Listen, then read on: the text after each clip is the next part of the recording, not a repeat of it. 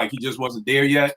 Yeah, I was just saying, like, while he was here, the album he put out came out when I was 14, but it was like on the lower tier of things that I wanted to listen to. You know what I mean? Like I said, like even while he was here, he didn't put a stamp on the game while he was here. Like you say what you want about Big, but we all know Big was here. We all know Pac was here. We all know Pun was here. Like they all had moments, like big time accomplishments while they were, on this earth. El didn't have that. El didn't have an album that was like all the way great while he was alive. You know what I mean? Those are just the facts. Like I said, like while we were off air just now, I was telling Rec, like, yo, if you think about 95, we talking about Wu, we talking about Junior Mafia, we talking about Death Row, we talking about Common, we talking about a whole bunch of rappers that was like Bone Thugs and Harmony, like East 1999 Eternal was out, like. That first album wasn't on the that shit wasn't on the radar for me. I mean, and a lot of people, you know what I mean. So like, and I get it, you know what I mean. People fall in love, and most times it happens. People want to kind of like go back and realize what they missed, so to speak, and then try to like embellish it, like you say. But I mean, look, he didn't have a moment while he was here, and even the album that they put out after he had passed. I mean, yes, it was a solid album, but does it rank in the top 100 albums of all time? Hip hop albums of all time? 100? You know what I'm saying? Like, come on. All right, now I feel you. Ev, what about you, man? With El? Well, I wasn't. I liked El. I thought El was dope. I thought he was a dope MC. I wasn't a big, huge fan, so I don't own any. I don't really. I think I might have like one Big L album, if that. But my thing with Big L is he came after the Big Show. So, I mean, this is down during the time with the Source days. He came right after that whole Illmatic reign. So when the Source kind of bigged up Nas before Illmatic dropped, and Nas got the 5 mics and the whole thing, and then Illmatic dropped, and it was like this whole phenomenal kind of thing. L came behind that. And when he came behind that, he didn't necessarily live up to the same precedence that Illmatic did. So he was, I think that kind of hurt his career a little bit. Coming out the gate, because it was the from what I remember, and correct me if I'm wrong, from what I remember, it was the next one. He was the next person that got 5 mics out the Source, and during that time, that was like a big deal to get 5 mics out the Source. El? I believe so. Check it out. I think the first Big L album, I think that got rated like 3.5 mics. You talking about Lifestyles of the Poor and Dangerous? Lifestyles of the Rich. I think that was Poor and Dangerous. Well, maybe I'm wrong. I had this idea. I know he didn't get 5 mics. I can tell you. I always had this idea. Well, you know what? No, not 5 mics. He was on the cover. I don't even know if he was ever on the cover of the Source. Check it out, because I could have sworn, because I thought this was during the Morgan days, and this is when he came up for the interview. Because remember, you did the interview with him when he first came out. So that album got 4 mics. He got 4 mics. He got 4 mics. Which one? Lifestyles? Yeah, Lifestyles got 4 mics. Did he get a write-up on that? Because I thought he got a huge write-up in the Source. I don't know, for whatever reason in my mind, what I remember, he had a lot of promo behind him when he came out, before he came out. And the crazy thing about that album to me is that I never understood. I didn't like the beats on the album, to be honest with you. And it's almost kind of ironic that you run with DITC and the beats weren't crazy, because then you look at OC's Word Life. That thing was crazy. Buckwild went crazy on that. Jules beats on that album. Right. But so, you know what I mean? Like, yeah, so that's the thing. But I get it. But that's my thing, is I know he from what I remember, he came behind the whole Nas thing. Yeah. And I got to look it up, but I thought that he had a pretty big promotional push behind him, specifically through the Source, but he didn't necessarily live up to the hype that they put it up to. Right. But I gotta check my reference on that. Also, I'll throw this out there, just as a different perspective. I don't know how popular he was in Harlem, because I don't know how big he was in that whole Harlem world scene, and if that was part of the reason why when he died, he got pushed up higher than where he was at, in our opinions. But I'm curious as far as like, because sometimes your hood fame will push you beyond, it'll push you past the normal, the norm, I'll say. Yeah. I'm curious about that too. All right, I got something on that, but I want to get the Yens. What do you think about L, Yens? What are your thoughts on him, and have you embellished him? Because here's the thing. I don't think there's anything wrong if you embellish somebody. I'm just always like, know what you're doing. You know what I mean? Like, own it. Like, that's always been my thing in life. Like, own it and be like, yeah, I ain't gonna hold you. I did embellish him type thing. But yes, what about you? Embellish, no. Big L is definitely a dope MC. It was a lot of buzz on Big L freestyles and all like that. I always thought he was dope. That first album, I mean, one thing about that album is when I heard it, I always thought of him as the second coming of Lord Finesse. Like, just hearing him, he was a younger version of Lord Finesse. The metaphors and all that he used, and the slick talk, it was so much like Lord Finesse, in my opinion, that I mean, I can't say that it took away from it, but it wasn't wow. Right. Lord Finesse being first, that was wow. Lord Finesse, that was his lane, and then Big L comes in and he kind of picks it up, I guess you'd say. Right. But I wouldn't embellish it. I don't. Definitely dope MC. Can't take nothing away from him as far as that goes. But the embellish part, I don't know. I don't understand it. All right, no doubt. And that's the exact same thing I said earlier. I came up on Finesse. So, it for me, that did taint it a little bit. You know what I mean? It definitely tainted it because it was like, I heard this before. Like, I always say this with people with Little Brother. A lot of younger folks say Little Brother was their Tribe Called Quest. I'm like, well, I had my Tribe Called Quest. That's so it. I don't need another Tribe Called Quest. So that was it for L. It was like, I already had Lord Finesse. Like I said, most Big L fans on some real shit probably never even heard Lord Finesse album. Like, just to funky with you. You know what I mean? Like, and that's the thing about it. So from, I think, our older perspective, it's kind of like, my mom likes New Edition, but they ain't the fucking Jackson 5 to her because she had the Jackson 5, and that means there's nothing wrong with New Edition. My generation loves New Edition. That was our Jackson 5. But my mother had her Jackson 5, so New Edition was cool, but it was like, it's like a Jackson 5, So Big L was dope to me, but it was like, it's like Lord Finesse. So again, now, Ev, I wanted to talk about your thing with Harlem. I know he got mad love in Harlem. He had the whole Children of the Corn crew, McGruff. I think he was down with Cam and Mace and all of them dudes and everything like that. So I think he had that love in Harlem.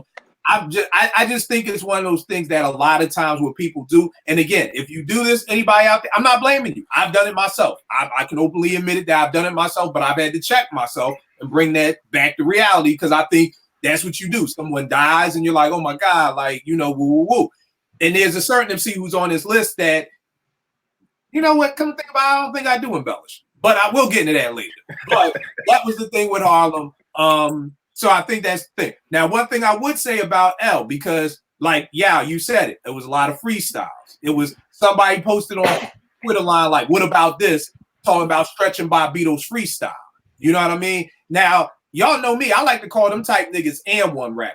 Because they nice at Rucker, they nice at Dykeman, they nice in the playgrounds, but can you make it in the league? You know what I mean? So I think that's the thing that there was the hype around L was so much from the freestyles. And again, to me, I'm always about your albums. You know what I mean? And we all have different criteria on how we rank MCs.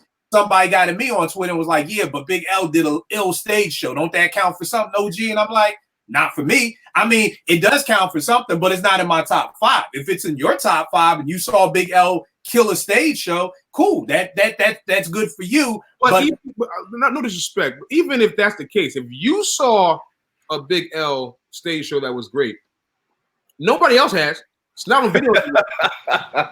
Keeping it a buck. You know what I mean? I know. And I fuck with Big L. I like Big L, but like, cool. People gotta cut it out. You know what I mean? Like, dog, stage show.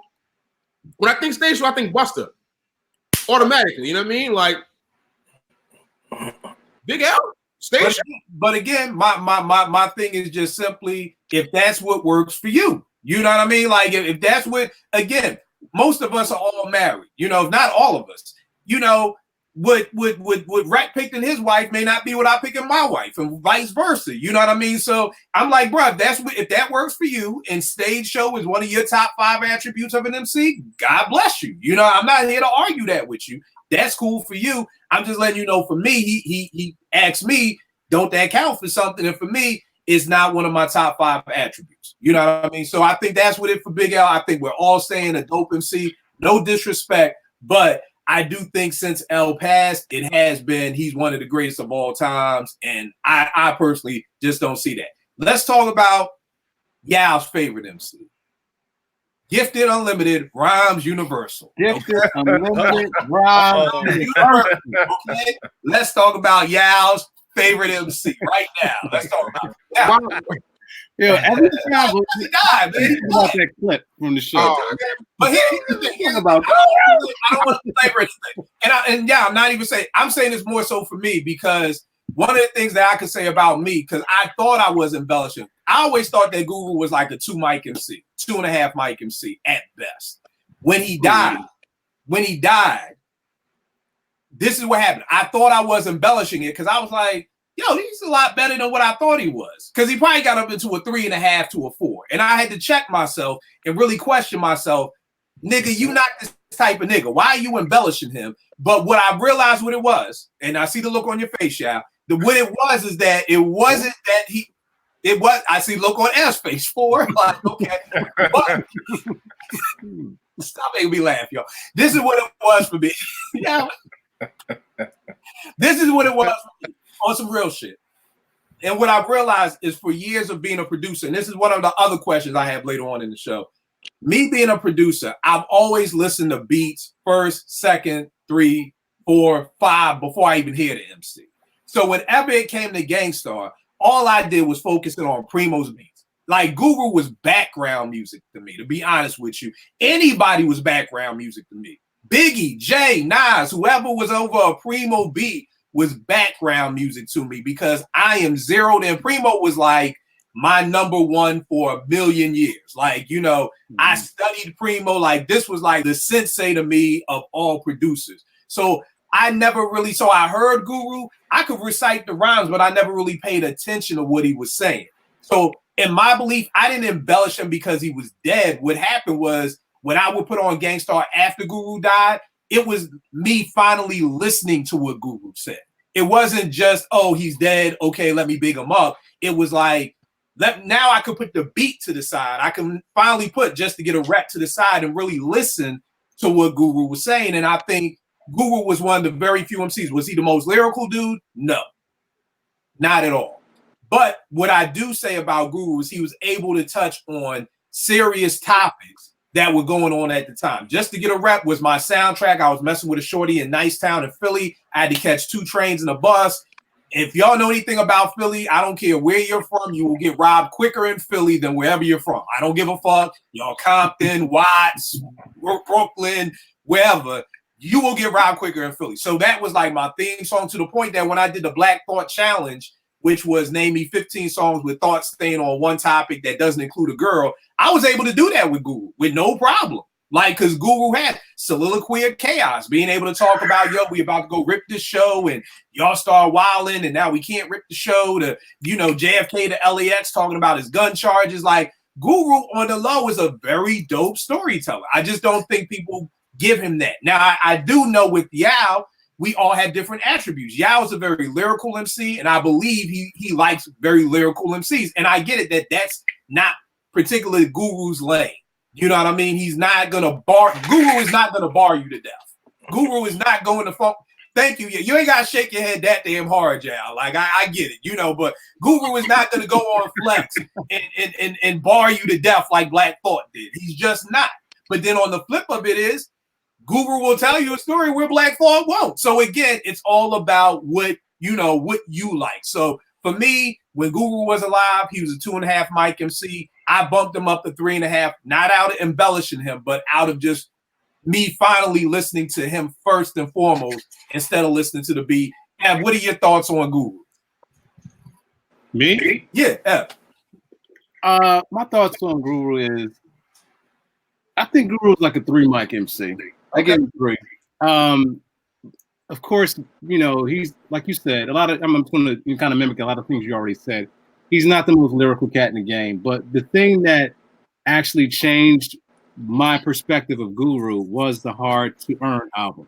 Okay. I felt like, to me, that was probably his best lyrical album. His best written rhyme lyrical album was that album. And because I did a mix one day, and I was doing a Guru mix, and a lot of stuff came from that album, and I was really listening to him.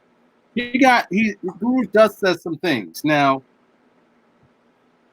he's not for Mike. You know, he's not like the greatest who ever done it. And, you know, there's always some controversy when you put Guru in the MC challenge thing that we did, and he goes up against certain people.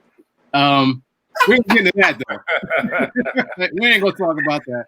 But I just say that's one of the dopest clips ever from this history of Apartment 5B.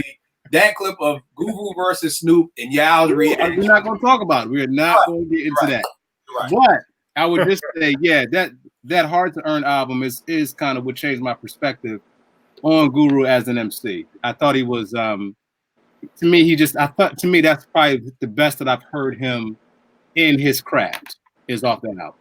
But for me, he's not gonna go above 3. That's his max he's gonna reach for me is about 3 months. All right, no doubt. Yes. What about you, Guru? Well, first off, the 2.5 mic MC thing is way out of pocket. I couldn't. I can't do that with Guru. But for me, I mean, as far as the bar you to death, you don't need that out of Guru. He's not that kind of MC. He don't need to be flipping all kind of styles and, you know, doing all kind of stuff with the inflection in his voice and all like that. He's straight up to the point. That monotone is what he was. That's what he made his career off of. And I dug it heavy. I don't have no problem with Guru in life or death. I think, like you said, you know, one of the better storytelling MCs that we've had in hip hop. You know what I mean? Ain't really much more you can say. He did his thing. He was I'm a punch in, I'm gonna do my job, and I'm gonna clock out.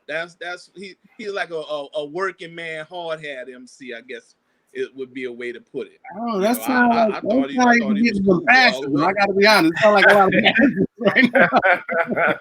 That's like what? You know what it is? It reminds me of one day. This is back in the day when I was in high school, and my pop hit me with some shit. He was like, I got a C in some class. He was like, you know what a C is? A C is like you just barely get your foot over the line. Not that you can't walk over the line. You just like, you just barely get your foot over. That's what a C is. Not saying that's Guru. I'm not saying that. I'm just saying that I want to give him masses. You know what I mean? Like, I want to the show, man, because I know how I'm going to get. No, Em, you haven't been. No, we're going to keep it here. Here's the thing. I heard what you said. He doesn't need to be in your 100% right, but I also understand why people don't like Guru. You know what I mean? Because it's about what you need out of an MC. It's almost like a coach. Right. What I need out of a player. I don't need a nigga who can just dunk all the time. Now, you may be on the team when that works for you, and on that team that's good, but I'm going to need you to get an all-around better game. Not saying Guru didn't have that, but just when you were saying, you know, he didn't need to be, you're right. He's whatever he is, and you either accept him or you don't. But I got to add to this, because somebody said this to me last week. We were talking about some of the new cats, and he was like, you know, you got to kind of meet them where they at. And I'm like, why?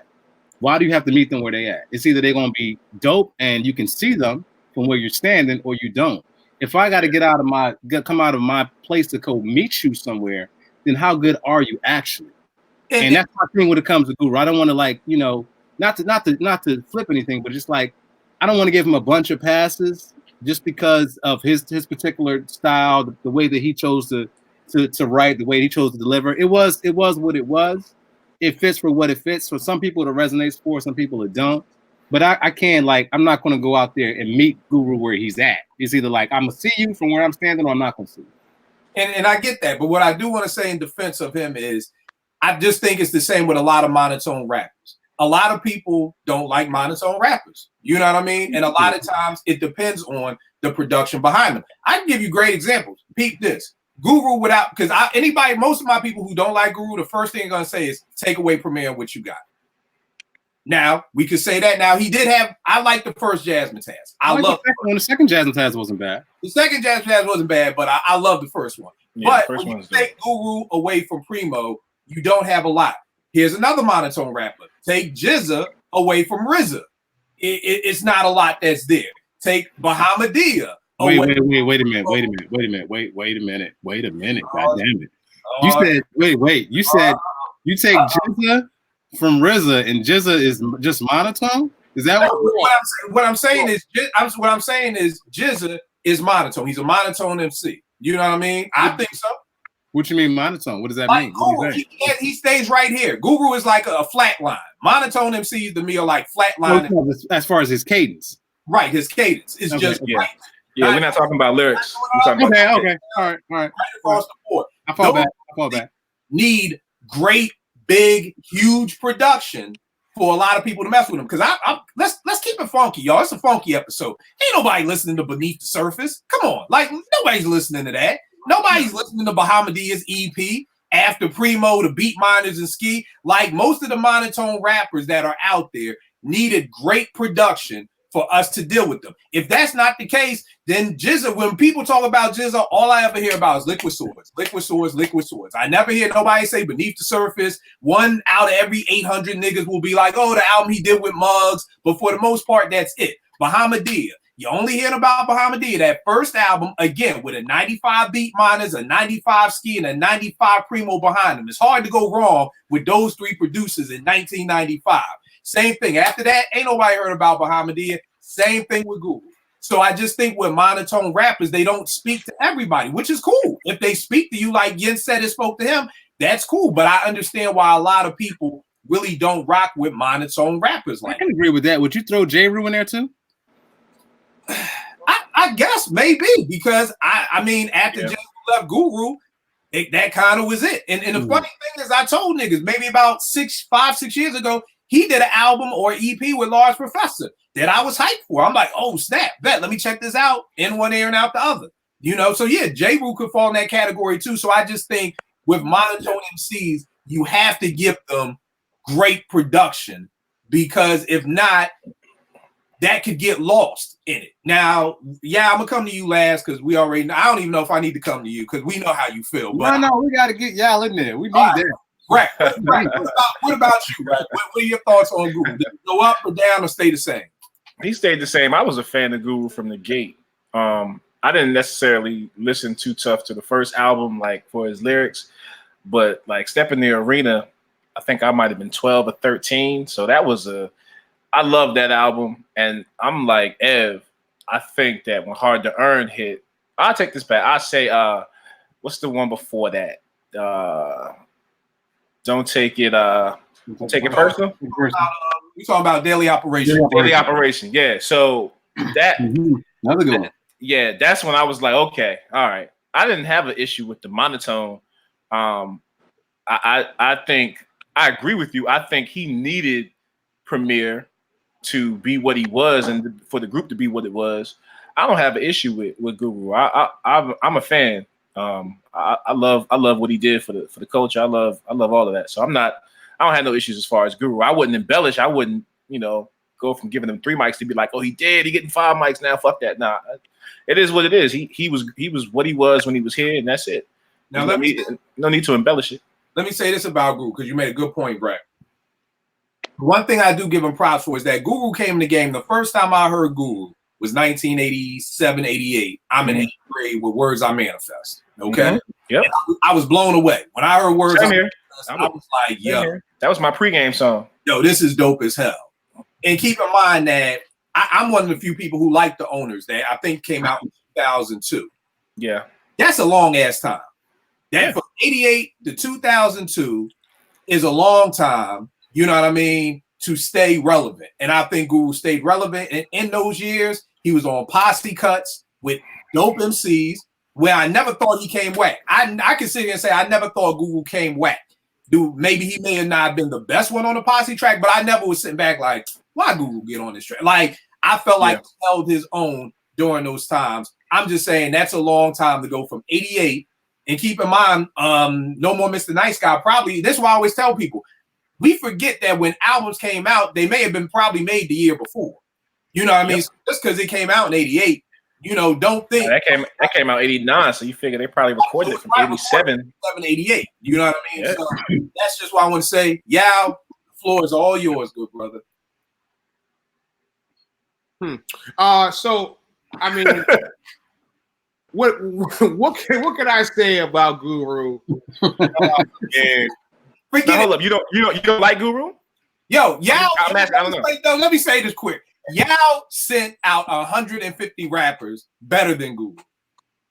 Oh, damn. He wrote out a list. I didn't know that. To write out a list. I did. Somebody on Twitter was like, name 150 rappers. This mofo took the time out over the Christmas holidays. Yep, I did. You know what? Of 150 people better than Guru. And I was who was at the 150 until he got to Fred the Godson. That's when I was like, come on, stop. Oh, wow. Me knowing Yao, who was at the 150? I can see Yao doing that. Because I just feel like, okay. I'm gonna keep saying this. You got the embellishment of Guru has got to stop. And honestly, I find it to be shameful that you guys criticize me for liking Drake, who actually can rap and raps on beat and has cadence, has bars, and tells other people's lyrics. Does all that. I understand. If you want to say he's on cadence because other people write the shit for him. Literally off beat every single rhyme I've ever heard in my life from him. He's been off key. For real? Every single time. Now hold up, off key or off beat? Every single time. When I hear you say like 65, I think that nigga's in the pocket. When I hear Matt, off key or off beat? Yeah, off key or off beat? Off beat. I'm sorry, off beat. Off beat. And he's money like Blueface off beat. Here's the thing. I never heard that. And to me, there's no swagger there. There's no there's nothing that attracts me to Guru at all. That's the swag. That's the swag. The monotone. That's the swag. Go ahead, swag. That's the swag. Yeah, it's the voice. To get you up. Man in the voice. But mostly the voice. Here's the thing. What I love about what Yao just said, and it's the key. There was nothing there to attract him to Guru. That's really it. That's it, wrapped up in a box right there. It wasn't. And I tried. Listen, I hold you guys in very high regard as far as hip hop opinion is concerned, right? So, you know, even before this, I was off Guru. I literally tried to give it a chance, and yeah, there's some solid songs, classic songs that I can't really get on my head because they are classic, they're what they are. But as far as full catalog, when people try to convince me about Guru, I really start to get like a little angry, and the hairs on my arm. All right, so hold up. I do not mean to cut you. I'm sorry. So when we talk about Guru, we're talking about Gang Starr as a whole because 80% of his career is Gang Starr. So do you just dismiss it as Guru being like trash? Basura to you? Like, listen, I would love if Primo just put out instrumental albums from those Gang Starr albums, just instrumentals. Yo, we getting deep. He just put Guru up there with Dap and Malachi because that's what Pull it back. Right, bring us back. It's okay. We know how y'all feel. Right. We're gonna move on to another person. Okay. Now I do have one question though, and this may be too much. If it is, I'll pull it back. Who was at the 150 slot? Listen, Ab, I'll pull the list up for you. It's probably saved in my phone somewhere. Okay. Yeah, email that out. Email that, please. I got to see that. Yo, craziest shit ever. But here's somebody else, and I got an idea why I think people embellish him. Jay Dilla. Now, I've heard a lot of people tell me people only say Dilla is the dopest ever because he's dead. And I mean, I hear it from the youth. I hear it from people older than me. So, but here's my philosophy on that. Y'all know how I feel about Dilla. This man standing right there, Ev. This dude tricked me. This nigga is like Satan. He tricked me. He said, Damn. Damn, he goes Lucifer, the devil. this is what happened. Shame the devil, tell a lie. This is what happened. This mofo got me on the phone and was like, yo, Kill, tell me why is Dilla so dope? And I sat on the phone for like 2 hours straight and it broke down why Dilla's so incredible. Then this mofo gonna get off the phone and say, well, why ain't he your number one then? And just hung up. And I was like, damn, I guess he is my number one then. So Dilla has always been my number one. I've always been. Now, again, this may just be the producer in me because I get it that there are different ways that we listen to music. Producers listen to music one way, MCs listen to music another way. Simple people, not simple people, but what I mean is just people who just are fans of the culture listen to it another way. And going through this Trackmaster conversation last week on Twitter that we'll touch on if we have time, I think I realized that during the time of the Trackmasters, I was running with nothing but diggers and boom bap producers. And so when I said, yo, everybody hated the Trackmasters in the 90s, people get at me on Twitter like, word, we did? I didn't know that. And it kind of hit me like, oh shit, maybe it was just us because I was just running with a whole bunch of diggers at the time. Maybe the average person listening to hip hop didn't care if they just looped up, you know, I'm coming out or looped up, whatever like that. So we all listen to music different. So me being a producer, I knew all the Dilla stuff. And I give this analogy. I was watching ESPN earlier and they were saying the difference between the NBA and the NFL. And they were saying the NBA promotes its players. The NFL promotes the shield. And one of the reasons people said was because, well, it's hard to promote a player with helmets on. You don't get to see them. You know what the NBA players look like because, you know, that's how you promote them. I feel like that's why Dilla doesn't, I don't feel like he's being embellished by people, and he might, but I feel like a lot of people just didn't know what he did.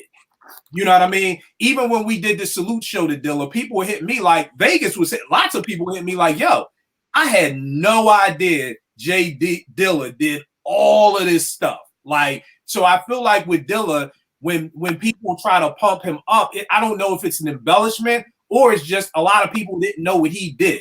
You know what I mean? I realize a lot of hip hop heads don't read liner notes. Like I thought everybody did, but a lot of people don't. A lot of people never opened the CD booklet to see. Me and Ev are like, yo, where was it recorded? Who engineered it? What samples were used? You know, me being a young producer, that was almost like a treasure map for me, was the liner notes. It was like, oh, what did Primo use for that? Okay, let me go out and buy that person. So, but there are people who love hip hop to death who don't care nothing about the liner notes, who don't care nothing about who produced it. All they care about is the final product. You know what I mean? So I think for that to me is one of the reasons why once Dilla died, I think people really started to do more digging on Dilla and started to realize, oh shit, I didn't know he did this. I thought, you know how many times I thought Q-Tip did that beat. I've heard that over and over and over again about Dilla. Or I didn't know Dilla did all this Busta stuff. Like I didn't even know Dilla rocked with Busta. So I believe that's why. Yeah. Quick story. My engineer who did my album is Busta Rhymes' main engineer. He told me a story. Busta walked in the studio about a month ago with a hard drive with 120 Dilla beats on it. He been saying that shit for years too. He said he couldn't believe what he was hearing on there. Couldn't believe it. 120? So then you got to think about how many Kill. Listen, low key, Kill gave me a file of Dilla beats too, which is fire. So you got to think about how many things he just had laying around. You know what I mean? So like, Dilla, bro. Yeah, and the funny thing is folk know on my hard drive I got like about 150 Dilla beats that never came out. And the wild part is every time my Dukes' mother is like, here's another Dilla project, I'm like, God damn. all these years, I still haven't heard these beats I got. And if I got them, I don't even know what Tip and Busta and them type dudes are sitting on. So I just think, in my opinion, I do believe, and again, we've said this across the board, that people do bump you up once you die. It just is what it is. So there's no reason to kind of go into why. I don't know. People just is what it is. I think people just do it out of respect. Kind of like what I was saying earlier. Like, we don't want to say nothing bad, so let's, put them up. But I do feel like with Dilla, it's a little different. With MCs, we know the MCs. You know what I mean? You hear Jizza, you know it's Jizza. So it's not I didn't know that was Jizza on that song, or I didn't know that was Guru.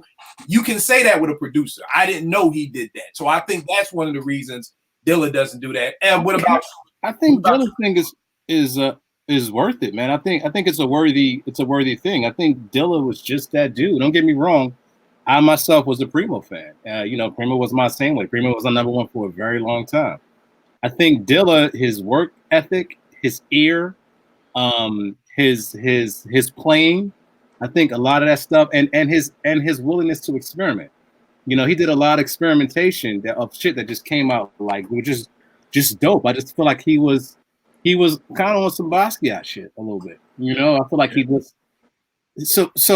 His thing that he's the acknowledgement that he's getting, the praise that he's getting, I think is worthy. I think he's worthy to stand in those spotlights where people put him, because I think he's actually done the work, and he has the talent and the ability and just like the God-given just like nature to do what he did. So yeah. The other thing I think about a lot of times, if you're not a producer and you're listening to what I call them civilians. If you don't make music, you're a civilian to me. So a civilian just listens to the beat. They're not knowing Common's doing it, that this nigga took Rick James, Give It to Me Baby, as a dare from Quest, like find something off of this record and make something with it. The civilian here who hears doing it is like, yo, that beat is dope. But for us producers, what makes it even crazier is that doing it is Rick James, Give It to Me Baby. Like, right. that makes like you said, a producer knows how hard that is to find what you're looking for within that, to not hear it. And I just found the finished product just now. I just found that out. Thank you. So you didn't know that. That was a dare. He kept flipping shit. Go back and listen to Doing It. You will hear the bass line and the way he chopped it up and replayed it. So that album is my favorite Common album. You like Water for Chocolate? Yes, that's probably mine too. I'm gonna double check. Actually, I'm gonna see that. I'm gonna try to see the differences tonight when I'm off the podcast. And here's what you got to do though to really appreciate it. Listen to the Rick James song first. That's not something you can just listen to and be like, ooh, you gotta sit and dissect that bitch for a long ass time to find just those little pieces. Right. Because I remember Will was the first cat that on that same album, he was the first cat to sample Fela. I had never heard anybody like I mentioned it podcast. I was like, yo, my parents play this music. I'm like, yo, what's going on? Like, so you heard the Fela and was like, ooh. At 17, I was like, yo, what? Am I bugging? But that's the thing. That's how a lot of cats got on this shit by him, like you said, Ev, experimenting, playing around with shit. Because I wasn't on Fela like that, but when I heard that joint, I was like, all right, I got to find out what this is, because this shit is jamming. And and it was like, for me, I think Dilla too, like you, to your point, Kill, you had to be listening to a certain type of hip hop during that time to even know who Dilla was. Yeah. Number one. Yeah. And I think during that time for me with the Fela thing, I had just, recently got hip to him. So I just got hip to him. And then all of a sudden I hear Dilla flip his shit. I was like, yo, how? It was, it was, and a lot of people during that time didn't even know anything about Fela. Right. It was still kind of really like the quiet thing, unless you were like y'all, like your parents are from Nigeria or you knew somebody from Nigeria, then you really didn't know too much about Fela like that. And that cat he just killed it. And I got so many deals. Yeah, check out Doing It, but then I don't know if you ever pay attention. Little Brother by Black Star off the Hurricanes. Chopped the hell up out of the way he chopped it. The Roy Ayers samples, Pete used it as an interlude on the main ingredient. Yeah. And he chopped the hell out of that and killed it. And here's the thing, y'all. All of these songs are coming off of dares from Quest, from the Roots. It was one song. If y'all don't hear it, people watching, check it out. Dedicated to the Suckers by Fat Cat. They don't know about that, Kill. You hurting them right now. Quest was got like, the album over here. Quest was like, yo, go make a Premier type beat. And he made, Dedicated to the Suckers. And Dilla was so humble that he'd be like, yo, don't play this shit for them. Like, I don't want them to think I'm dissing them, or don't play this for Pete. I don't want him to think. But this was like how Jay has his lyrical exercise. this was like Dilla's production exercise of let me see if I can take stuff that people have already used and actually flip it. Yeah, you and me know our definitions of flip it. You know what I mean? Flipping it is not Meek Mill's rhyming over what's beef. That's not a flip. That's what something else. But literally flipping it to where, like, and again, incredible. Yes. Thoughts on Jay Dilla? I mean, y'all pretty much destroy. I might add to it. I think I mean, Dilla's incredible. I mean, there's he done things with the music, like it's, for me, if I think about when sample clearance got to be way crazy out of hand. So dudes like Dilla became what they became to circumvent that, to make it so hard to understand unless you was really in tune with what they're doing, like a producer. Like, you know, most people not gonna hear it, so it's hidden in there. You know, a lot of stuff Pete Rock does, it'll be hidden so well because of how genius they are with doing what they do. And I mean, I don't know how to describe it. It's like, you know, like y'all like say a lot of times somebody's an alien.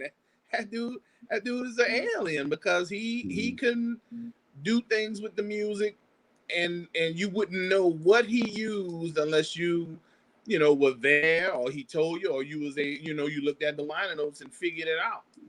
Yeah.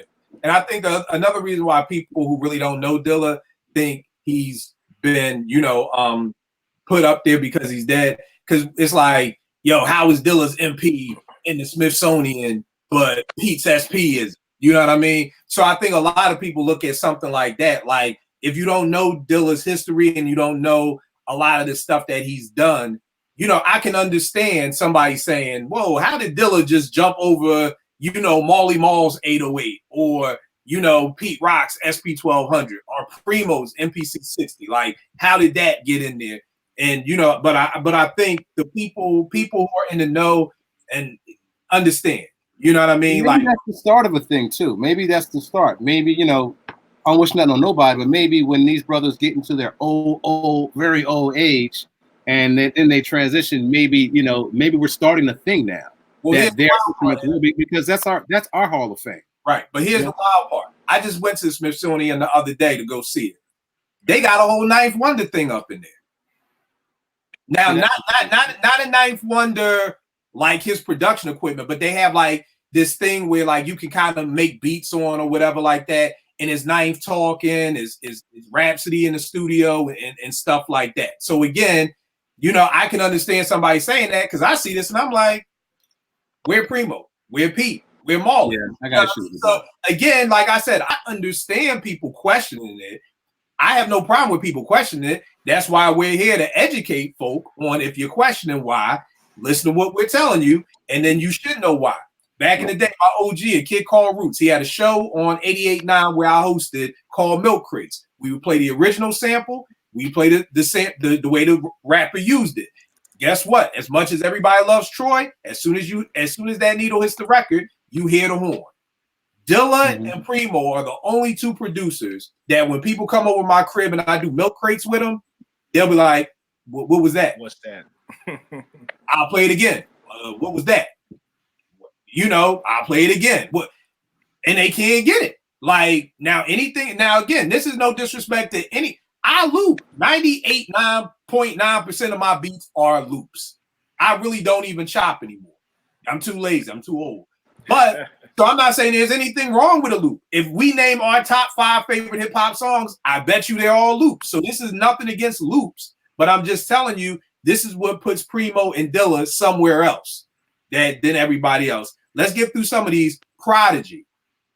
And it's funny because all day we've been talking about Prodigy on my timeline. I posted one of the Fs we did, and I was asking people their favorite Prodigy verses. I'll tell you this. I thought Prodigy was a monster then. I still think he's a monster now. I think from 95 to probably 97, 98 to me, Prodigy was top 3. Prodigy was top 3 to me. And there was probably a time when Hell on Earth came out, he may have been number 1. And yes, I know Jay came out with Reasonable Doubt. Yes, I know Nas had It Was Written. But the bars that Prodigy had on like Still Shining and that Hell on Earth stuff, like it was a whole put holes through your shirts like Jamaican clothes. There was a whole nother place of mind frame that man was in. The I Shot You remix, Illuminati got my mind, soul in my body. Like P was on a whole nother level to me. Now, I also will call P the Nick Anderson of hip hop. Because after Nick Anderson missed them free throws, them 4 free throws, and Orlando got swept, Nick Anderson was never the same. After that Summer Jam screen, Prodigy was never the same. But Prodigy, before that Summer Jam screen, monster. So I always had P being a monster before and after death. Ev, what about you? Honestly, I think Prodigy is that dude. Like, I think he was one of the. I think he's a dope MC, just like y'all said. He was a monster then. He's a monster now. I only wish that we had more, or I had more of what he was working on now. It's like he was actually making some kind of shift right now, as far as where his thought process was and what he was writing about. And just kind of salty that it got kind of stopped at the beginning stages of what he was doing. So it kind of like you kind of like see a painter starting to paint a picture, but it never gets a chance to get finished. It's only the beginning process. Right. So I just wish I had more. Right. I think Prodigy, man, is I start controversy. I think Prodigy's better than Jay. I'll say that for sure. But that's me. But I think Prodigy is just like he's always been. Let me tell you something. What I love about this new app, StreamYard, is I keep everybody's faces up. So I'm always looking at like. If somebody says somebody's better than Jay, I go to Yao. If somebody mentions Drake, I go to Porsche. Like there's certain faces that I just zoom on when certain people will say certain names. But I totally get it. The only thing I have negative to say about P is the last album I heard was Albert Einstein. And what did it was on one of the songs, he was saying something about, yo, I got to go kill this nigga. The nigga's picking up his daughter from school. Oh, shit.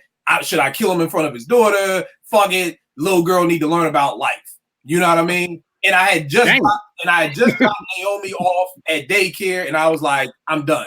Now I'm done. Now Albert Einstein, if I dropped Naomi off at daycare, we're talking 8 years ago. So I don't know where Prodigy was going before he died, because after that, I was tired of niggas sitting on park benches. Like, nigga, you've killed everybody. You know what? This is not Prodigy slander. We're not going into the book. So let me just keep it moving.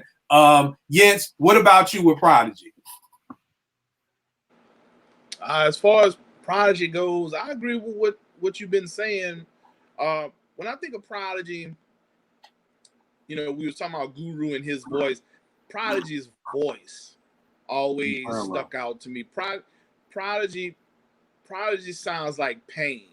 Yeah, and I'm sure he had a lot of pain, because of his sickle cell and all like that. But his voice was pain, and I don't know, something about it. I liked it. I liked the way the pain came out of his voice and into his music. He was really descriptive in his lyrics. I don't know about what you were saying about, like, if I'm trying to quote what you were saying, like he was one of the top guys at one time, according to you. You're saying? Well, keep in mind when I say this, I always got my parentheses up. I like my symbols. I got my parentheses. I said during a certain time period. You know what I mean? Yeah, I said parentheses, okay. Not parentheses. What are the shits that go like this? Quotation marks you talking about? Oh, I'm right. Yeah, I'm right with my parentheses. So I'm just saying a certain time period. Like somebody asked me about Tretch a couple of weeks ago, and I was like, between 91 and 92, Tretch was one of the top 3 nastiest MCs walking the planet. No doubt. So again, I'm just putting in parentheses. I'm not saying he's better than Nas ever, or I'm just saying there was a time period that if I had to put these two, you know me, everything is basketball. If I had to put these two players against each other this season, this player was better. Now, maybe over the long span of their career, no, but so that's all I'm saying. I wasn't saying he was better than Nas or better than anybody, right. But for a time period, I do. During that Hell on Earth, during that whole, and this is what I give him credit for, and I want to see your face on this. Havoc and P was the only niggas not ducking that rap from Pop. I'll tell you that. While Jay and Big was, And Big is my favorite. That's all politics. Oh, well, Puff told me, fuck a Puff. Do what the fuck you want, my nigga. Don't play that Puff card now. Well, Puff told me to chill. Nigga, you from Brooklyn, nigga. You be now niggas can tell you to chill. Though. I don't want to hear that. And I don't want to hear about no Jay being political. When Pac was coming at niggas' heads in New York, the only niggas firing back was fucking P. You know what I mean? And I get that credit for that all day. When you hear them bars coming from Still Shining, and nigga, you probably scream louder than the opera. I'll ride with P all the time on that because P was the only nigga who ain't play pussy while everybody else was ducking that wreck. That's what my youngins in DC call it. They call it ducking that wreck. All right, Young. All right, Young. All right, Joe. All right, Joe. Yeah. I don't do the he my favorite so he get a pass. Nah, Big was ducking that wreck. I don't want to hear about them little bars here and there. I don't want to hear about Puff screaming in the beginning of a song, and you know, I come at that nigga neck. This nigga saying he bang your wife, nigga. I don't care. Ain't nobody gonna hold you back from that. Oh well, Puff told me not to. Like yo, somebody. I got no. Everything you're saying is. Yeah, Rex. Somebody good time. The rumor somebody bang your wife. You like, nah, I ain't gonna say nothing. Hey man, look, you know my background. I got weapons in this house. They can say that if they want to. Rationalize everything Big Dick because I'm just a fiend like that. But, bruh, when you get a little older, you start realizing how you got to fight your battles for real as a man. Hey, yo, you got to come back. You know what I'm saying? You got to reach back. And the only person not decking that wreck in the entire fucking city of New York, it was only these niggas. It was CNN, it was Royal Plus, and it was Prodigy. Prodigy was leading. If that East Coast West Coast war was that damn Avengers movie, Prodigy was Captain America. Right in the front, running at everybody, gunning at people. And this talks about that pain in his voice. I heard, when you listen to them Pac disses, man, he was going at that nigga neck, nigga, for real. You know, so I'll always give P credit for that. When the whole borough, every borough was ducking, that nigga was coming for that. That's not false. That is not false. No, it's not. That's all the way right. Not false. And even though people is defacing that nigga mural, my problem with that was, again, this was the only nigga defending New York City. And y'all defacing that nigga mural? Okay, maybe that wasn't a thorough nigga like that in the street, but yo, at the end of the day, that nigga was the only nigga. That nigga was fighting a losing battle by himself. You know what I mean? Y'all got need to be some respect on that, man. I agree. For real. Rack, what about you with P? P grew on me, man. When the first album dropped, I was like, okay. Hell on Earth, I did not like initially. Clue came down to my school and did a homecoming, and it just didn't. He played a couple joints off of it. It just didn't stick with me. But as I got the album and I listened to it and I sat with it, I started to kind of realize like, yo, this guy's here. And Keep It Thorough for me was like, that was the mountaintop for me. You know, once that hit, what was that 99, 2000? Once that hit, I said, okay, I'm good. Like this, he's right where he needs to be. I don't think people have embellished P. I just think people, it's almost like with Dilla a little bit. I think people are starting to go back, really listen, and really kind of, like you said, unfortunately, give him his roses while he's not here. I think he got looked over.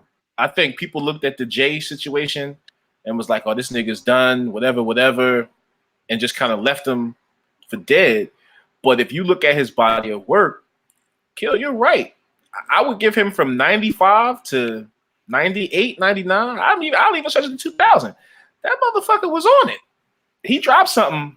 That shit was fire. The Quiet Storm, man. Yeah. The learning. Yes, the learn. Bro, Ev, I'm going to tell you a story about the learning. These dudes, I was at the club the night they got arrested in Cohoes. There's a club out there. I was at that club the night they got arrested. You know how many cats was just running around, had that joint on repeat? Like they was waiting on. If they didn't get arrested that night, I'm sure somebody was gonna get shot, stabbed, killed, or hurt at that show. It was that much air in the night when they came up there. Like it was crazy. He took white boy slang and made that shit sound so hard. Yes. He said bitching. My rims be bitching. I was like, yo, that shit was just hard. And he just made it so hard. Yo, P he was that guy. I think Jens hit the nail on the head. I think that pain. I compare it to like a Mary J. Blige. You know, like when she's going through something, you know her shit's gonna be fucking amazing. Yeah. And unfortunately, P lived with that pain. Yeah. So everything that he did, we heard that. Right. We heard that. Yo, Rack, let me get Yao on because I'm very curious. For Yao, thoughts on P. So I was going to give this caveat because I say this and people get automatically upset. I didn't really bang. Yao has to give a caveat. This about to get good, y'all. It's Yao caveat coming. Look, I'm just here for entertainment of the show, baby. Look, I really wasn't a P fan like that. To be completely honest with you, though, but keeping it all the way a buck, he's great. You know what I mean? Like Quiet as Kept. I had this solo album he dropped, 2001. Yeah, I had it and I banged with it. I banged with a lot of their music. I just never considered him to be the top. A lot of times, like I said, with monotone rappers, sometimes they annoy me. You know what I mean? And like I grew up in an era where I just wasn't banging with Mobb Deep like that. Actually, but I would say since he's passed, I've actually got a more of appreciation for him because he really does things as an MC that a lot of people really can't do. Like the pockets he's in, the off bars, like some of the flows he uses, like people really can't do that. He really was a very unique talent in that way. So I'll never disrespect that. And he's got, if you grew up in that time, he's responsible for like at least like 6 classic, undeniable New York City records that will live on forever and ever and ever. So I give P his credit. Now let me say this too. I don't think a lot of them songs are just New York joints. Now again, I don't know. I don't know if they're not. Quiet Storm is not. No, it's not. Look, as having to live around the world and DJ in other cities, states, countries, whatever you may call it, people know those records. And I know what records you're talking about, yeah. I could put on Quiet Storm. It could be a motherfucker from West Virginia. They know that shit. It could be a motherfucker from Louisiana. Hey, I ain't listening to that much New York hip hop, but them Mobb Deep boys, them motherfuckers was dope. They was dope. They know that shit. Yo, I'll tell you what was shocking to me, Ev. I don't know if you know. Yo, I didn't realize so many Philly niggas love P.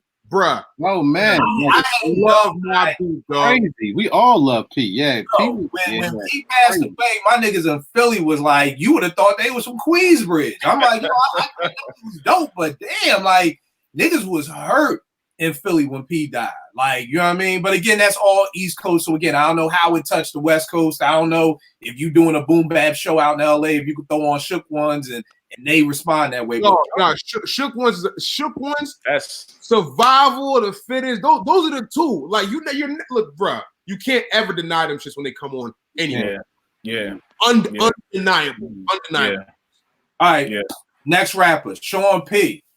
Price. I will tell you this. My man Lunchbox put me on to Sean P. Back when Monkey Bars first came out. I came to his crib. He was like, yo, you heard of Sean Price? I was like, who the hell is Sean Price? He was like, Ruck from Helter Skelter. And I was like, Ruck? Not Rock? Not the one with the voice. He was like, nah, Ruck. He was like, yo, his album's incredible. I was like, man, get the fuck out of here. Ruck, come on. He was like, nah, man, he done changed his whole thing. He's Sean P. He the brokest rapper alive. And that, y'all know me. I'm always about concept. So when he was like, no, he talking about how broke he is. I was like, all right, let me put this in. Loved it. Never looked back. Sean P is definitely one of the rappers' deaths that affected me the most. You know what I mean? Love P when he was alive. Love P after the death. I think the one thing about P that I always say is, because here's what a lot of folk like to say. I listen to it. When I bring up a rapper, hey, if Rakim put out a new album today, I listen to it. Nigga, we all would listen to it. But are you hyped for it? That's always my question. There's a big ass difference between I'm hyped for this new Pete Rock and Skies new album. I'm hyped. I can't wait. You know what I mean? That's big difference between I'll listen to it when it comes out. P was one of the only rappers that was around in the 90s that, to me, up until his death, I was still hyped for when the new Sean P album was dropping. And he's one of the few MCs that I never had to question, but who's doing the beats? Normally, I gotta be like, okay, New Skies, well, who's doing the beats? Like, that's always a caveat with me, like a parenthesis, no, an asterisk. Who's doing the beats? With P, I didn't care who was doing the beats. New Sean Price coming, I'm on it. Ed, what about you with Sean P? I mean, I don't know where to start with that cat. I think P was just that dude. I had the same thing. Like when Helter Skelter first came out, of course, I think we all kind of like heard Rock more because he just had so much more body in his voice, and he was just doing, you know, he was just like so much more animated. But when I think when the second Boot Camp joint came out, their compilation of their collaborative joint, you start to hear P do some different kind of shit, and then he just kept getting better and better and better and better. And you know, P is one of the ones that hurt because you see this evolution of an MC, and you see, and P kept a very like truthful evolution. It wasn't like he didn't make it seem like something that it wasn't. And P was like how people look at Ghostface when it comes to Wu-Tang. P was the one that actually kept Boot Camp alive for most of us. He still kept that Boot Camp thing in the back of our mind because we had Sean Price. And, you know, so, you know, him, you know, making that transition, of course, just hurt. But it also hurt more because I'm all about MCs who are just so rooted in their craft, even in their life today. Like, he's like, I'm a father, I got kids, I got a wife, but I'm an MC. This is what I do. This is my craft. This is who I am. So MCs who move in that way and you see them just like getting sharper and sharper and sharper, I just respect them. I give them a whole different level of respect and admiration. So P shit hurt me, but I think P was one of those MCs that, and there's not so many people that can do that just got better with time. A lot of MCs regress and they're not coming as good as they used to. But I just watched him constantly get better and better and better. Right. And I love the fact that P had his own style. You know what I mean? Like he said something like, I love selling Knicks at night, come home with my kids and watch Knicks at night. Like he just had, and then it was comedic too. He was saying something like, my wife can't cook, like that bitch can't cook. Like he was just comedic with it. You know what I mean? And it was a style that was only P's. Everybody can't rap like P. He had his own style. Yeah, what are your thoughts on P? So I didn't get into P prior to Mike Tyson. Mm-hmm. My roommate at the time in Connecticut was like, "Yo, nah, you gotta hear this." So Mike Tyson was definitely like one of my introductions to him. But really, here's the thing, Ruck is one of them dudes who, whenever I saw him pop up on my YouTube feed, on my Twitter feed at a freestyle, I was locked in and watching, bro. That's what. See, for me, that's what you got. That's how you prove to me you can really rap. Ciphers and going on the radio, let them throw in a beat and just go. I don't care if it's written. I don't care if it's off the dome. I want to see what your true skill is. And I would always be locked in on every freestyle he ever put out on when he was on Shade, whenever he was on any Shade show he was on, whenever he was with K Slay. Anytime I was locked in, like, yo, I just got to see what he's gonna say, because he always would captivate me and say some crazy relevant shit all the time, yo. That's what it was. He was just a hood nigga who just you could relate to, yo. I'm not from the hood, but he just gave you so much of where he was from. He just looks like a grimy ass Brooklyn nigga, and he raps like a grimy ass Brooklyn nigga. If you know him, if you know that dude, if you know a grimy Brooklyn nigga, that is Sean Price, bro, in the flesh. One thing I always say about he one of the people who could say, what he say? Sean Carter is nice, but Sean P is nice. He said something, and there was no reply. Like it's not. It ain't gonna be one. It ain't gonna never be one. Just leave it alone. Greg, what were your thoughts on P, man? So I keep Ruck and Sean Price. To me, they're two separate people. Helter Skelter, love them as a group. When I heard Rising to the Top off the Grand Theft Auto soundtrack, I used to play that game left and right, man. And I heard that shit one day, and I was like, what the fuck is this? And ever since then, I was like, all right. I started to try to, keep ears out for him. I think, and I'm probably gonna get some slander for this shit too, but fuck it, you know where to find me. I think he is gonna be the greatest mystery of a what if because of what Ev just alluded to. His trajectory was so crazy, and the fact that he got better with just time and just probably circumstance, really, because he just kept getting, he just kept fucking going. Yeah. And more people was either working with him or just like, yo, you ain't heard this motherfucker? Yeah, you need to listen to this guy. I think with the way things are now, streaming and all this stuff, and just the way people do things, I think he would have definitely benefited from, and he probably would have still been the brokest rapper we know, but I think we would have been able to see something that you just don't get to see somebody get to really come back from when you write them the fuck off and be the person who you think they are from an artist standpoint. I think his trajectory was probably going to be not necessarily bigger or larger than Big's, but he started from a lower spot. You know what I'm saying? Like Big was already here going. He was going to cap out at some point. Mm-hmm. But Sean Price, that motherfucker just kept going. I don't know if Big was going to tap out though. I don't know. I think Big would have tapped out. I think. Here's the thing. I'll say this: you think Jay is tapped out? Because if Jay hasn't tapped out, then Big wouldn't have tapped out. I think Jay has hit his wall. I don't think Jay can get any better. I don't think he can say anything that's gonna make me be like, oh shit. I'm not. I don't think that. But Sean Price, every fucking album from the time he said, "Yo, I'm Sean P," that motherfucker said some shit every time, every album, each time. It was never. He said some shit all the time. And see, I guess you know what it is, right? I guess we got different definitions on saying some shit. Because as much as I love P wasn't going to tell me no story. No. I'm just talking about from what he was. From what he was. I'm not trying to use the attributes like we have in past, but I'm just saying from a standpoint of just trajectory and just going in where we can see growth. Okay. All right. What are you going to say, Yal? I was gonna say, like, he could have possibly had like the type of fan base that kind of like Tech Nine has, like that kind of cult following. Yes. I think that's what I'm kind of trying to say. Yes, he could have easily got to that point because Tech Nine's fan base, which I didn't realize this price like 3 or 4 years ago, it's ridiculous. And I think P was treading towards that like type of cult following, because it was slow. It was like, yo, niggas. This is an old nigga, old Brooklyn nigga who raps. Like personally, I knew he was in Helter Skelter. I wasn't even in the boot camp like that. When I was in the boot camp, it was more like Buckshot for me. You know what I mean? Like that's who I really fucked with. But when I heard he was rapping, it was okay.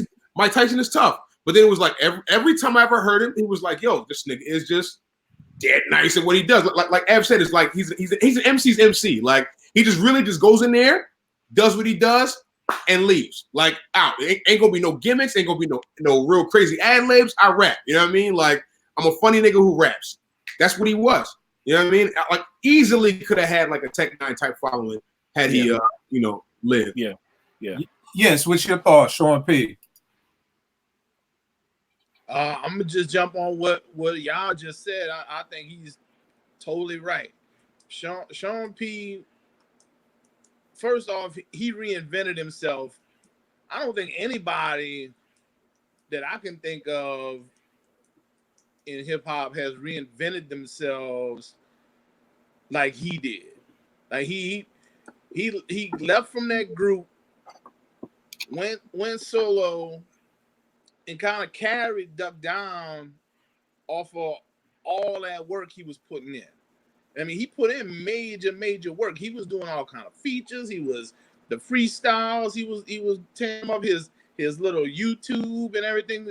That dude was just, like you said, he was funny, witty. All that came out in his rhyme style after, leaving Helter Skelter. He was. I guess that was more his true self. Let's say maybe he wasn't his true self within the group, because sometimes being in a group you can kind of. You just go with how the group dynamic goes.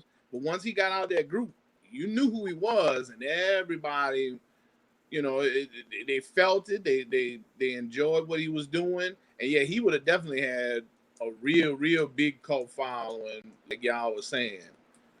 He's all man. Yeah. All the album he had, dope. I like what Jens was saying. I think him and maybe 2 Chainz are the only 2 people that you could say totally reinvented themselves and you forgot about the other shit. Well, I will say this. I don't know shit about 2 Chainz. I just know his name was Titty Boy, which is whack. You need to reinvent yourself after that. But I never looked at Ruck as whack. So, but I get what you're saying with the reinvention, but I felt like Titty Boy, just the name alone, I don't care what kind of bars you want. Listen, nah, man, my nigga Titty 2 Chainz. I fuck with Titty 2 Chainz, bro. I am glad you fuck with a nigga named Titty 2. Call what you want. All right. I like 2 Chainz. All right, Heavy D. Loved him. Talk about it. I never had anything negative to say about him. I always Bezo got pissed at me because I said what else is new? I basically said that if Heavy was dark skinned and from Brooklyn, niggas would respect him more.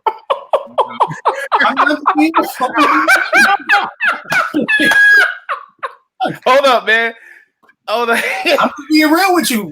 Come on, y'all. As black folk, we got to stop with this connotation about life. Damn, you gave him the brown paper bag test? No, I'm just saying that there's a connotation against light-skinned people. And I understand. I have friends who are light-skinned who have that chip on their shoulder. Like, you ain't going to play me because I'm light-skinned. You know what I mean? Like, I don't know about nowhere else. If you was in Philly and you was coming to get robbed, they was coming to rob the light-skinned niggas first. That's just what it was. Now, I can't speak on anybody else's hood. Somebody else may say, hey, in Mount Vernon, no, the light skins came for the dark skins. I don't know. I'm just telling you in Philly what was going down. You know what I mean? So I know light-skinned dudes who have a chip on their shoulder because it's like, I'm not that nigga to fuck with just because I'm light-skinned. Now, again, it's just, okay. Again, all right. So what I'm saying is, I'll never forget when they told me about Drake. I was like, this light skinned ass nigga, this nigga can't rap. Like, yo, who's light skinned? Is it possible that you just don't like light skinned brothers, man? No. All right, all jokes aside, tell me this: who's the dope light skinned rapper? Somebody tried to tell me LL Cool J. That nigga ain't light skinned. So, what light skinned rapper do you know is nice with the bars? Tell me. Let's go. I don't. What you consider light skin? Like is Planet Asia? Is that light skin? I guess I don't even know what Planet Asia look like. Man. I don't hear anybody say. Trying to fucking think, and I can't think of anybody, yo. Fuck Yo, y'all acting like I'm making stuff up. I'm Oh man. Wait, how many light skinned rappers are there? Is there? That's a question, Ev. I don't know. Oh my god. What's light skin? Like how light is light? What we talking? We're talking Ice-T light skin? Ice-T light skin? Yes, Ice-T. Yeah, So we got Ice-T, Drake, and Kid. One person don't write their rhymes. One person been on Law Redhead for 30 Kid. years. Redhead And Where one you get person, Kid from? You talking about Kid from Kid and Play? Yeah.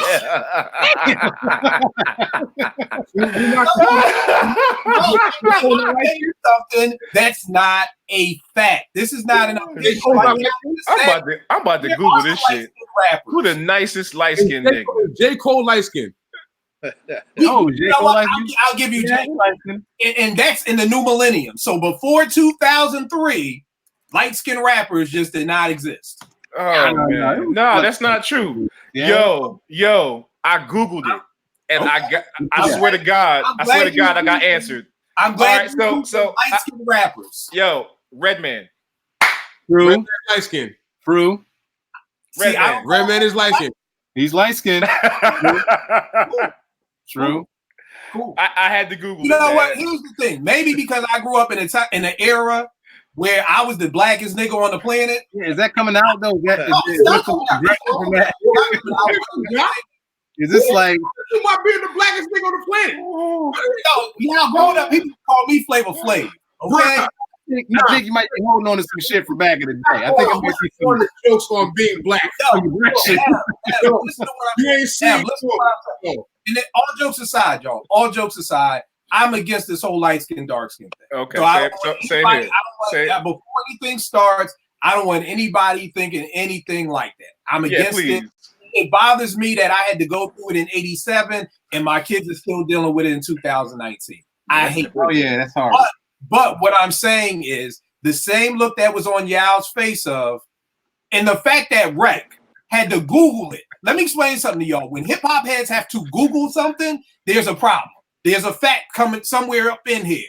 Because anything else, niggas would have been naming people off the top of their head. The fact that Rec had to Google something, I'm just saying that we don't typically see a lot of light-skinned MCs that are dope. Or maybe we're not thinking about them as light skin, because I never thought about Redman. I never thought light skin, dark skin. I just think, oh, that shit is color. Yeah, that's how I am. I'm just okay. Nice. Now that I made everyone think about it, nobody came up with anything, and Rec had to Google it. So that just think about that. Let that simmer on the stove for a minute. That nobody knew any of them. Back to Heavy D. I just think that people look at Heavy D like, oh, he was just a happy dude. And I'm like, yo, Heavy would bar you up. You can't see what I can see. The whole Blue Funk album, which is my fave Hev album, has him on there with Biggie and over Guru beats and Pete Rock beats. I think Heavy D is literally... Wait, Biggie's on Blue Funk? Yeah, on a bunch of niggas. I didn't even know that. On a possible, yeah, a bunch of niggas. So I just firmly believe that, and again, I could be wrong. Again, everybody watching, before y'all blow up the comments and all that, because I will block y'all. This is my philosophy. You don't have to agree with this philosophy. That's fine. It's my philosophy. I think that Hev is one of the greatest MCs ever. I think he was able to do what Big did before Big. We give Big so much credit for being able to make radio songs and make street songs. And I'm like, excuse me, Heavy was doing that shit before Big even had a deal at Bad Boy, making radio songs and making street songs. So why is it that we look past this light-skinned big dude and go to the dark-skinned big dude and just give him all the props like Heavy wasn't doing this 5 years before Biggie? Well, I think some of that too is Heavy had a certain kind of moral code. So his thing was like he didn't write rhymes with curses in it. I mean, yeah, but that's it. But when you listen, I remember being a freshman at Morgan in '92 when You Can't See What I Can't See came out. That joint was hard. No, yeah, that's what I'm saying. Like it's no cursing. It's no cursing. That's what I'm saying. He had what some people might consider a restriction on him, but he was still as great as he was, even without doing that. Right. Even without that just showed the fact that he was just so fucking good. Here's something that somebody told me today. I don't know if it's true or not, but they was like, yo, there ain't no curse words in Shook Ones. I don't know if it's true or not. But the thing is whether Big cursed or not, I'm just saying that Hev was the OG of, I can give you this radio song over here, you know, and one of my favorite rhymes ever about Hev was Q-Tip. That Hev Bumbly D is a favor of my mama. Who didn't like Heavy D? Mom's like Heavy. Would Hev too, and the people don't talk about that. When he did that reggae album, that shit was dope. I didn't hear that. But I've heard great. The reggae album was dope. That like he was able to. He was one of his later albums. Yeah, it was one of the later. He was able to. I don't know. It might have been the last one he did. I'm not really sure. It might have been the last one he did. But he was able to flip stuff. Oh, he was able to go and like, y'all gonna do a reggae album and then do it, and it was dope. Right. Hev was that dude, man. Again, if people don't like Hev, trust me, go get Blue Funk. Truthful sets that album off. Truthful, one of my favorite songs from the 90s. Gents, what's your thoughts on Hev? Oh man, Heavy D was and is forever a star, man. Heavy D came through the era where you had to be a complete artist, complete MC, stage show, that dude did so many shows with so many other big time acts. He was lyrical. He could dance. He had that Jamaican swag. He'd throw some little dance hall style in his music. So he was all over the place. And also too, when people talk about the radio friendly stuff, what they was on Uptown, right? Yeah. So Uptown, that was kind of like their thing. Like they knew how to put out quality radio friendly music. And I mean, Heavy D was just the perfect vessel to do it. He could do everything. He, like you said, he can do some. He can rhyme along with Tretch and all them and don't sound out of place. He can then do a song for women and all that on one album, and he was just a tremendous talent, and he's one of the best. All right, no doubt. We gotta have Phife, Funky Diabetic. I ain't gonna hold you. I thought Phife was a 2.5, maybe 3. I'm like, when it comes to Phife, he was like playing spades. He was like 2 in a pass. You know what I mean? Like literally, he was like, I what you got? I got 2 in a pass. Like, I know. And he's still a 2.5 Mike MC to me now. Like, I'm not, again, going to embellish him. Like, am I sad that he passed away? Yes. Is he part of one of the greatest groups ever? Yes. Was he a huge piece of the greatest groups ever? Yes. But just for me, Phife just did not meet my criteria as what I wanted from an MC. That's all I'm saying. No disrespect to the dead. But yes, and people have battled me and say, well, I think people know more Phife rhymes than Q-Tip rhymes. And sometimes I'm like, well, shit, I know niggas who know more Mace rhymes than Biggie rhymes. That don't mean that Mace is better than Biggie. So sometimes it's the simplistic. I mean, I felt like Q-Tip was how did Quest say it? Tip is something and Phife is real high pitched, like busting nut inside your eye to show you where I come from. That wasn't an impressive bar to me. Like, it was like, okay, you know what I mean? But I was like, oh, he said, well, like, let me rewind. Like, that wasn't my take off of anything I heard from Phife. So I got 2 in a pass on Phife. Ev, thoughts on Phife, dog? Phife was cool. I was never a big Phife fan. I feel like Phife was necessary for Tribe Called Quest, for sure. I feel like he was a necessary addition. And you wouldn't have a Tribe Called Quest if there wasn't a Phife. I think that's like, you could put somebody else in that slot, but I don't think it would have been the Tribe that we know and love. So hold up right there for a sec. Quick question, because this is one of my philosophies on beats, rhymes, and life. I believe Tip was kicking Phife out the group and bringing in Consequence to replace him. I don't know why. Because Phife has moved to Atlanta. He wasn't messing with those studios. You know what? No biggie. Let me bring in my cousin Consequence. We'll fill this gap real quick. But here's the crazy part. There's a rack of people who love beats, rhymes, and life. There's a rack of them. Yeah, so they love it more than they love Midnight or Low End. Well, no. Just people. Yes, I mean, Consequence was cool, but there was something in the synergy between Phife and Tip that you can't copy that. You can't duplicate it. You can't create it again. Right. And it doesn't matter. And truthfully, I feel like Tip could have brought the dopest MC in there, but he still wouldn't have that same kind of energy that Tip and Phife had. So.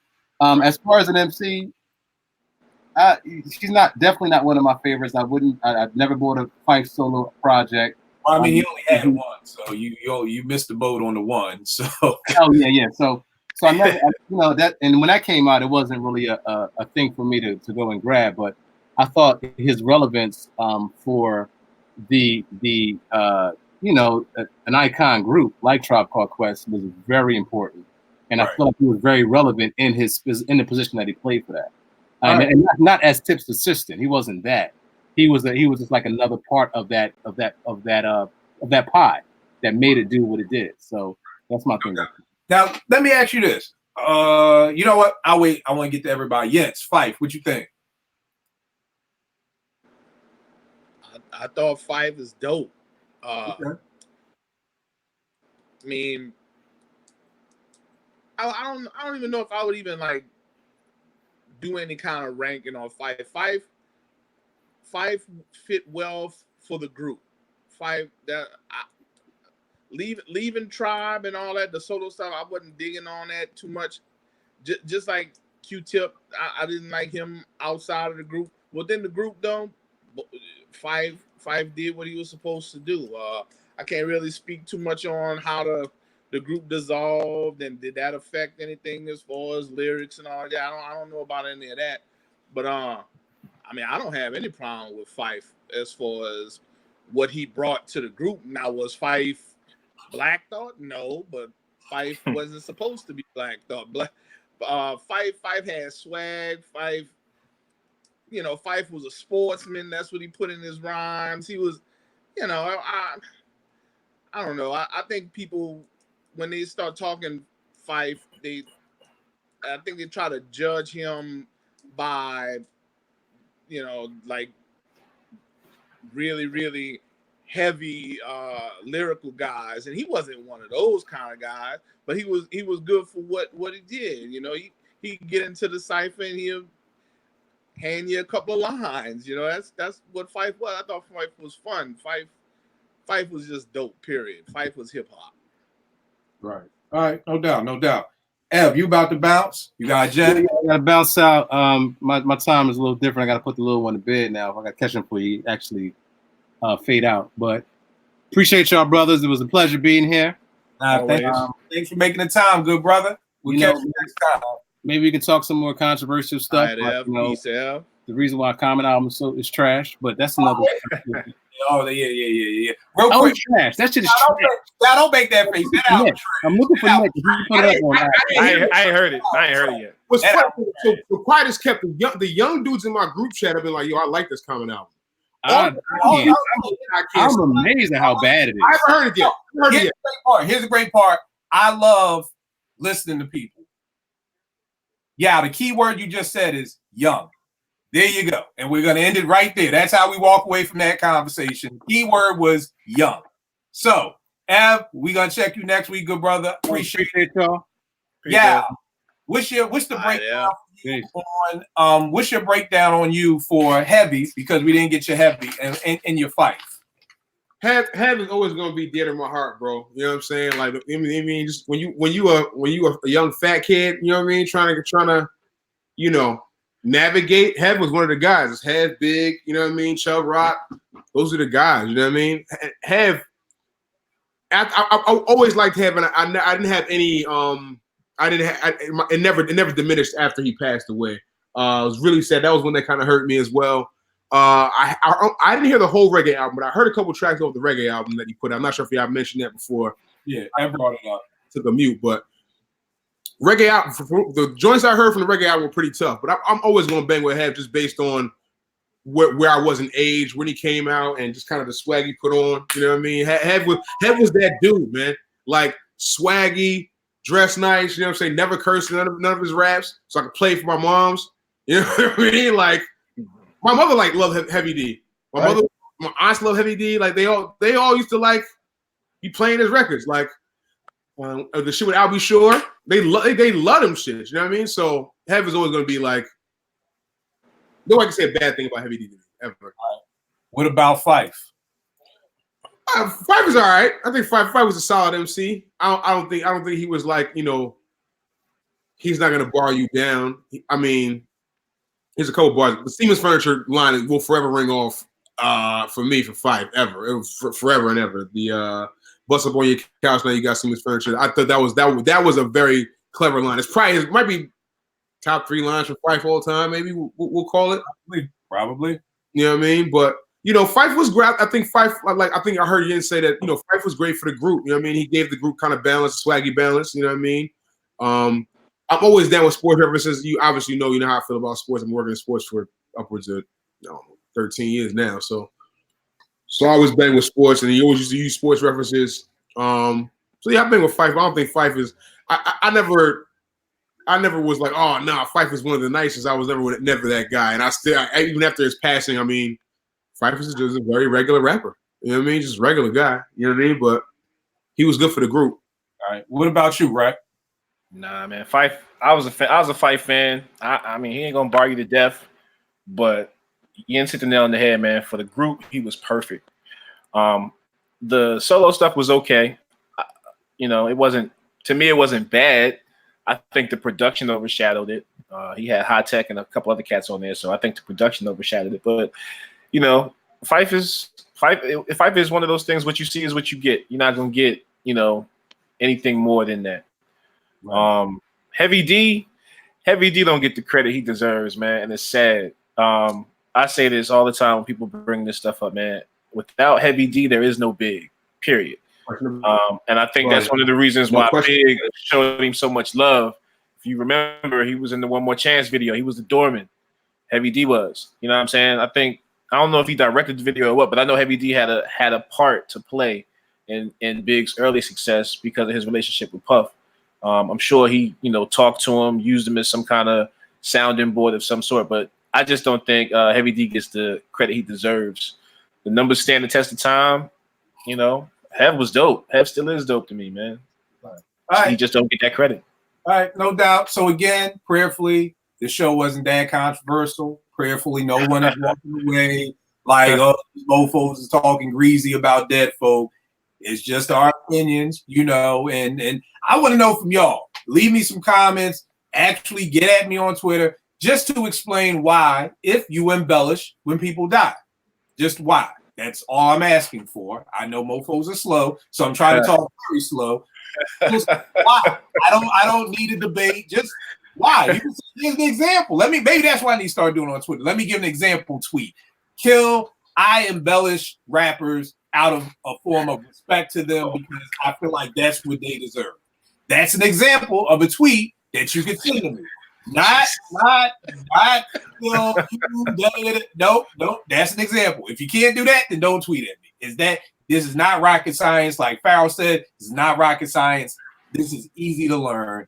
Tell me why you embellish people. Let me know some things. Yeah, I'll give them all the information on the album, good brother. My name is Yao Music. I got an album out. It's called You're All Welcome, and it's hard. It is. I got to call what it is. Listen, I'm self-aware. I know when I put out good product, the album is hard. There are two people that are on the panel right now from the album who will tell you it's hard. Rec is up. You see Rec. He did Cruising and Crush Grapes. Kill did the intro called Good Morning. I just shot a video for What Up Though. Shout out to my man King Ram, aka Greg. I just shot a video for Stoop Weather. Shout out to my man Sice. You know what I mean? So we're dropping some more content. Got a shows coming up soon. Follow me, Yao Music, on Twitter and IG, and you know the rest. Oh, it's on streaming on all platforms. You're all welcome. It's on Apple Music, Tidal, Spotify, Google Music, Amazon Music, all that. So you go find and stream me. If you really want to show some love, go to the Bandcamp site and you can purchase the album. You can donate as much money as you want as well. That's artists these days, you know what I mean? These streaming numbers are pretty shitty. So show some love if you can.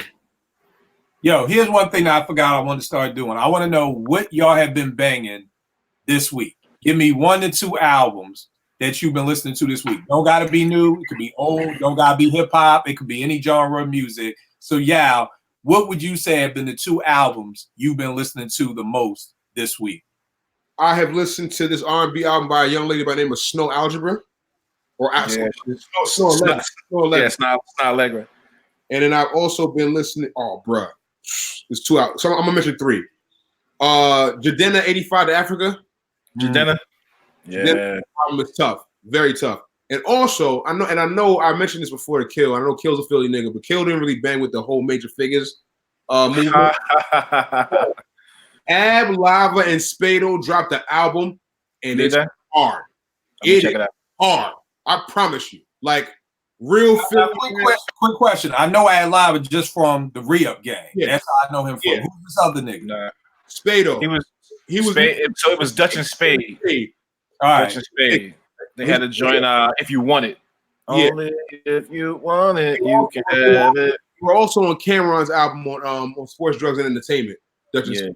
I can't think of the name of the song, but they're on there. But Spado and Ab Lava, the album's called Glory, and it is tough. Can't lie.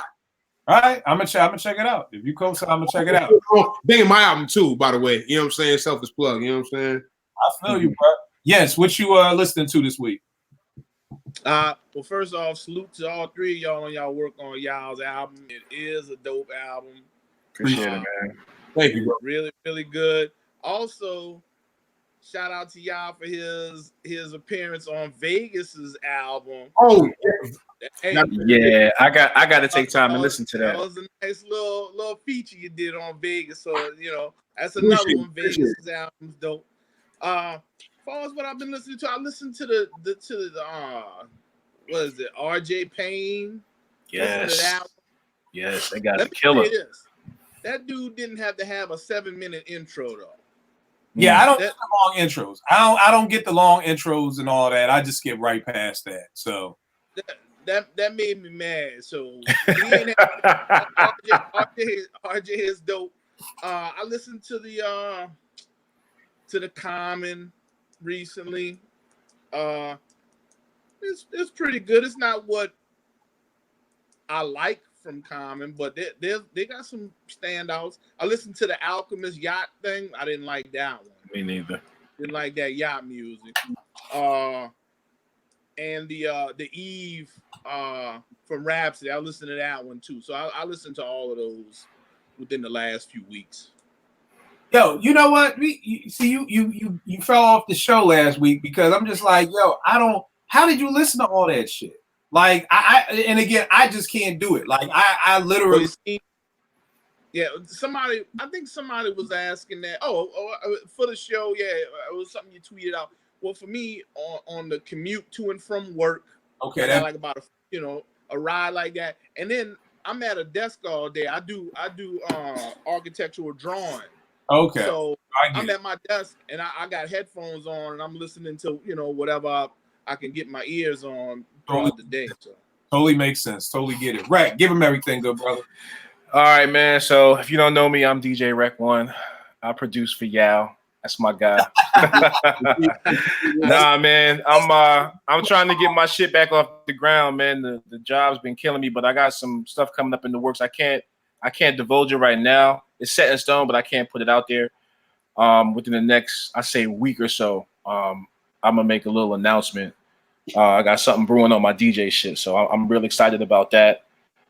That's about to take off. Still doing my production. I got some more shit I got to send you, Yao. That's really it, man. That's really it. As far as the albums I've been banging, the last couple of joints I listened to, man. I listened to the Rhapsody joint. I like it. I'm listening to Yao's joint, not because I'm on it, but like it's a dope album. Like, it's definitely. It's just a dope fucking album. If you like hip hop, you'll like it. I catch the retweets. Catch just like, yo, I followed you just to listen to your fucking album. That's dope. That's why we do it. We don't do it for nothing else, but for somebody to say, yo, this shit is dope. Thank you. That's it. I actually checked out the Port of Miami too, man. Not bad. Not bad. Jake won. He does his thing as always. I'm still on my Burna Boy shit. Kill. I don't know if you on that, but you need to get there, homie. I'm sorry. That Burna Boy, bro. I apologize. Here we go with these names. See, don't get. Look, stop. Do not give it the Mock Hami treatment. No, stop. Burna Boys. Oh my, it's not the Burna Boys. See, here we go with that shit. You do not. His name is Burna Boy. It's one person. Yeah, he is from Africa and he is an artist. This motherfucker. It's one nigga named Burna Boys. Yeah, boy, not plural. Boy. I'm telling you, for just a drive, just on some chill, bruh.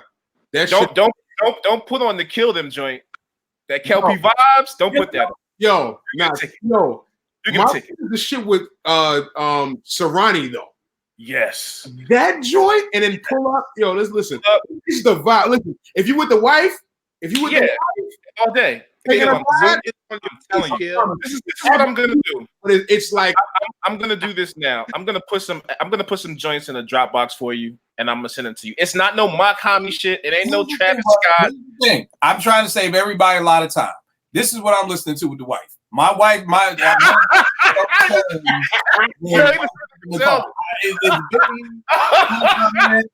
if I leave this one at home, I got another one right here. So Benny. So he's bringing Benny in the car. My ride don't change. Look, man. My wife is from Newark. My wife is from the hood. Sometimes I can't have Benny in the car all the time. I feel you. But yeah, I'm telling you, just I would say this, right? Just hold off on it for a minute. Let me know when your ears are free. I still, because I got y'all know me. There's a line in my rotation. I still got dinner, and I still got to get the Rhapsody before next Friday. Because when Conway drops, it's a wrap. So you still in that rotation of what you tweeted out the week before last? I'm still up here. Okay. In the I did listen to that last Sunday. That's a dope album. So this, and again, it's an album a lot of people may not bang with it because it's a concept album. It's concept, yeah. Coming to this, expecting to hear some hits or something to play at the family barbecue. Nah, it's not that. I'm going to be on here, to the point, like I said a couple of weeks ago, I stopped. Once I heard it was a concept album, I didn't even want to listen to none of the singles. I just want to listen to it as an album. Great example, a song on here called My Walk. I heard it on his Instagram page and I was like, yo, what is this trash? It sounds like a bunch of noise. It don't make no sense. But then when you listen to it in the body of the album, it fits perfect. It makes perfect sense, right? Right. So that's why I don't do this. So I'm banging this and like RJ Payne, the square root of a kilo. Yeah, RJ is a monster. You are into that street shit, especially Philly street shit. RJ Payne is the way to go. Next up in the rotation is Jandina, and then I got to get the Rhapsody before. You like Rhapsody? Once Conway drops next Friday, and then the Pete Rock Sky Zoo drops the Friday after, it's gonna get locked for a minute. So I got to get these joints in. Y'all already know this with me, Kill 889, Twitter, IG. I do want to take a quick sec just to dedicate the show to my guy Tay. It's coming up on a year of his murder. I can't explain to y'all how hard this year has been for me, for his family. As much as I try to be there for the family, I'm there with his mom and his sister every week. I knocked on the door today, and the grandma opened the door, and we talked for 45 minutes to an hour. And I'm like, I apologize. I haven't checked on you. You know what I mean? So his death is coming. The anniversary of his murder is coming up Monday. We're doing a video shoot. Mousse has a song called Be With You that's dedicated to Tay. We're shooting the video that day. We got a dope artist out of DC, Jay Bird, who's presenting his mom with some dope clothes with his picture on it, and he's doing some painting up at the mural. At the memorial where he was killed at. So that's coming up. So just want to salute him. I miss you, my guy. I love you. Appreciate the hell out of y'all. Thank y'all for not disrespecting any rappers who have passed on. Mess around and get Apartment 5B banned from somewhere. So I will check y'all next week, y'all. All right. Dope show, y'all. Appreciate y'all.